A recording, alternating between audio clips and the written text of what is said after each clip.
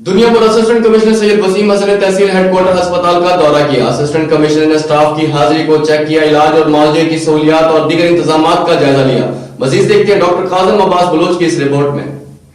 Deputy commissioner lodhra Imran Qureshi की हदायत पर असिस्टेंट कमिश्नर दुनियापुर सैयद वसीम हसन ने तहसील हेडक्वार्टर अस्पताल का अचानक दौरा किया।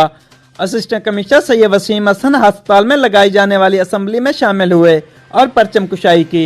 असिस्टेंट कमिश्नर सैयद वसीम हसन ने अस्पताल अमले की हाजिरी को चेक किया और मुख्तलिफ शोबाजात का विजिट करके सफाई सुथराई व दीगर इंतजामात का जायजा लिया। असिस्टेंट कमिश्नर सैयद वसीम हसन ने मरीज और इनके लवाकिन से अमले के रवैये और इलाज मुआवजे की सहूलियत के बारे में भी दरियाफ्त किया।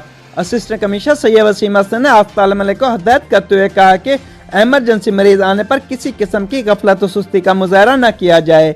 मरीजों का निहायत खिंदा पेशानी से इलाज किया जाए, सफाई सुथराई को अवलिन तरजीह दी जाए, मरीजों में अद्वियात की फराहमी को भी यकीनी बनाया जाए। कैमरा टीम के साथ डॉक्टर काज़िम अब्बास बलोच, राज न्यूज़ लोधरा।